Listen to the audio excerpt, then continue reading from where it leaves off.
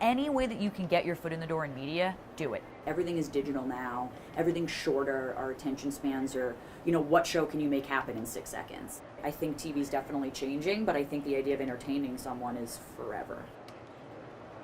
Hi guys, you're on with Andy Cohen. I'm Daryn Carp. I am Chief of Staff of Most Talkative, a production company. I am a host and correspondent for Bravo, and I'm also Andy Cohen's assistant. Holy Yeah. That's a lot. I'm a lot. Yes. He doesn't like to call me his assistant anymore because I've been with him for 6 years, so he calls me his manager, but he did name me Chief of Staff of our production company, and I was like, wait, really? Can I use that on my resume? He's like, 100%.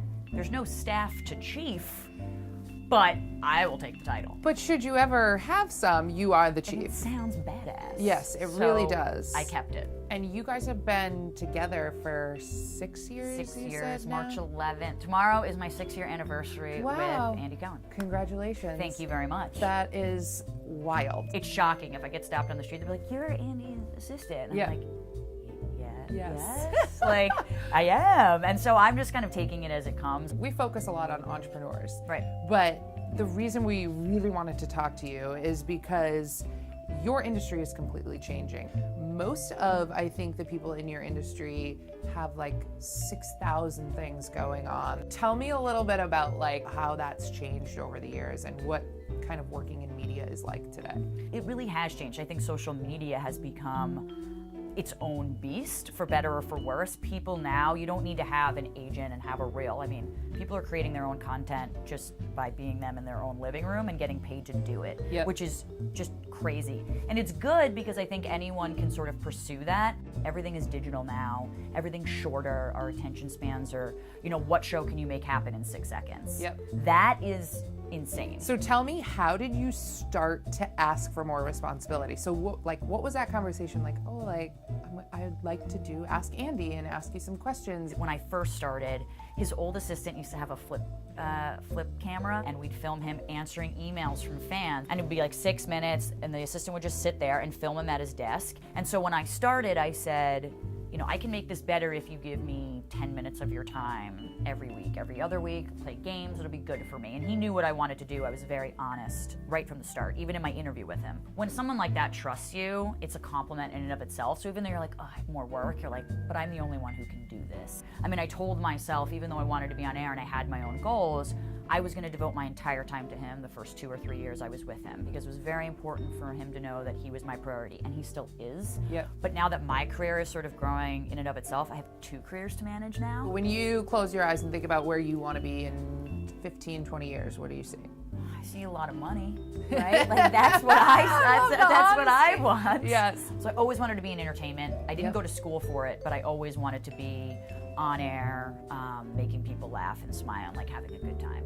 If you told me 10 years ago I was going to be an assistant for someone, I'd been like, I don't know, that feels really lame. Yep. And it's been best eye-opening experience for me. So hopefully in 10, 15 years, I have my own show where I can be myself on TV, a la my boss, Yep. and just making people laugh and finding a creative space for myself.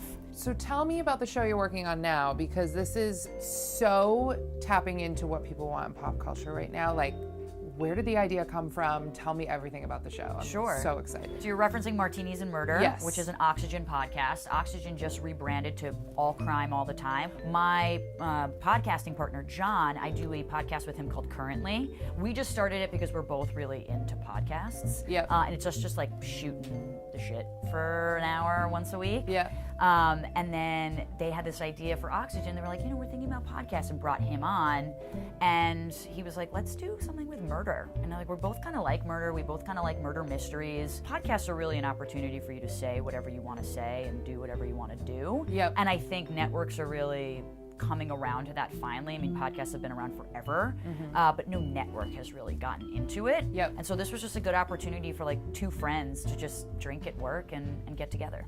What do you feel like people see in you? Is it more she's a hustler and she works her ass off, or is it like, oh, she's super creative and she's going to be an amazing on-air talent one day? I hope it's both. Yeah. I do hope it's both. And because I've been so open about what I want to do in my career, anytime there's a show possibility or they need a host, they'll be like, oh, Daryn would be great for it. And that's actually how I got in a lot of my gigs over the years. I mean, even for Oxygen, I've hosted 2 game show pilots for them.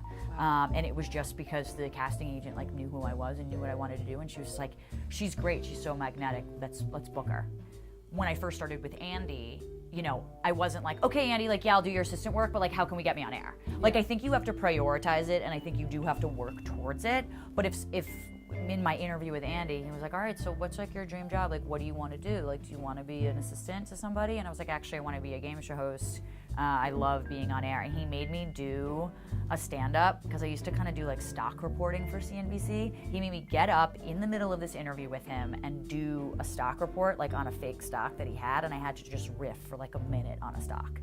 And that was so nerve-wracking, but I think it also showed like, listen, I'm gonna make a fool out of myself, but this is how much I believe in what I wanna do. And I think that's really important, and I think even though you have to choose your time and your place and maybe who you're saying it to, no one's gonna think of you for those opportunities unless they know that that's something that you really want for yourself. And I also think people take you more seriously. I mean, certainly when I say I wanna be a game show host, people definitely laugh it off. You're like, who doesn't want to be on air? Who doesn't want to be famous? Who doesn't want to be a reality star? And I'm like, well, that's not really actually what I want to do. Right. Like, I actually want to do this. I'm dead serious about it. And I even have college and high school friends come up to me and they're like, you're one of the only people I know who's like legitimately pursuing this really specific dream of yours. And I was like, I told you. Like, I told you I wanted to do this. I wasn't kidding. Like, that wasn't a joke to me, and it still isn't. And, you know, I've gotten so many opportunities just by having this real specific goal that's really served me well. What's been your favorite day in your career so far? It might have been the day that we actually left Bravo corporate. He pulled me into his office. He had sort of insinuated to me that some big news was going to drop. And so the day it actually dropped, he pulled me into his office secretly, and he was like, you can stay here and you can be my assistant and also assist the development person. He's like, or you can leave with me and we're gonna go run the world together.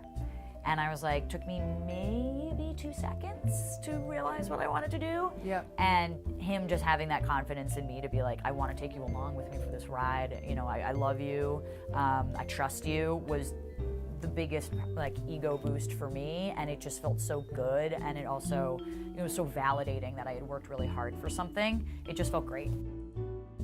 Give me everything. Okay. And I'm looking at you the whole time. Just lean forward a little bit if you can, Daryn. I know it feels a little awkward. Like this? That looks incredible. Actually. Does it? Okay, then I will keep my chill, suave arm to the side. Okay.